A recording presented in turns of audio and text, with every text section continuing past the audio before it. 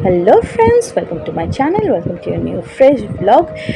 প্রচণ্ড পেটে খিদে নিয়ে একটা নতুন ক্যাফে রেস্টুরেন্টে আমি ঢুকে পড়েছি। এটা কোথায় কি জানতে গেলে কিন্তু শেষ অবধি দেখতেই হবে। আগে ডেকোরেশনটা বা চারিদিকটা দেখিয়ে দিচ্ছি তোমাদেরকে।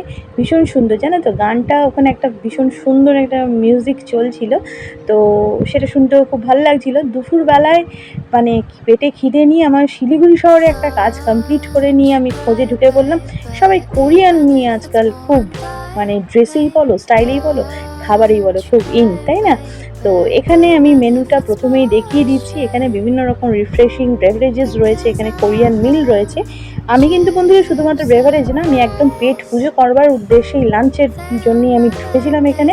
বিভিন্ন রকম মিলস রয়েছে ভীষণ রিজনেবল এবং খুব সুন্দর প্রাইসে, সবটাই নতুন আমার কাছে। তো আমি এখানে একটু কায়দা করে হাইটাই বলে নিচ্ছি, বিধ্বস্ত হয়েছিলাম গরমের মধ্যে।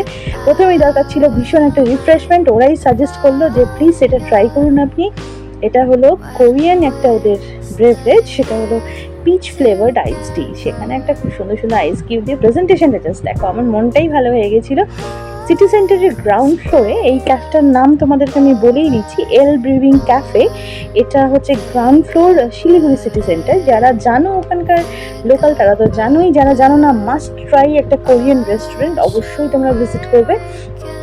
ভীষণ টেস্টি এটা না, মানে এত রিফ্রেশিং একটা ড্রিঙ্ক ছিল। তবে শুধু ড্রিঙ্ক দিয়ে পেট তো ভরবে না, কিন্তু সেই জন্য আমি একটা অর্ডার করে নিয়েছি। তোমরা এবার দেখতেই পাবে কি অর্ডার। কোরিয়ান ডিশ সম্পর্কে ভীষণ আইডিয়া হয়তো আমাদের সবার নেই, তবে এখন ভীষণ পপুলার হয়ে যাচ্ছে ধীরে ধীরে।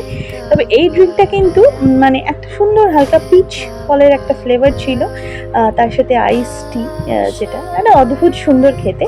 তো এইখানে এটা কমপ্লিট আমি পুরোটা সাথে সাথেই করেছিলাম। এই দেখো প্রেজেন্টেশন, আমার মেন কোর্স চলে এসছে।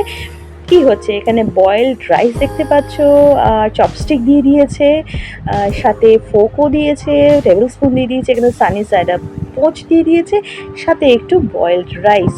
কিন্তু যতটা সাধারণ লাগছে দেখতে ততটা কিন্তু সাধারণ নয়, এটা বড্ড ভালো ছিল। মানে আমার তো ভীষণ ভালো লেগেছে ওদের প্রেজেন্টেশন, লাইক 10/10। হ্যাঁ, মানে আমার খুব অ্যাম্বিয়েন্স প্লাস প্রেজেন্টেশন।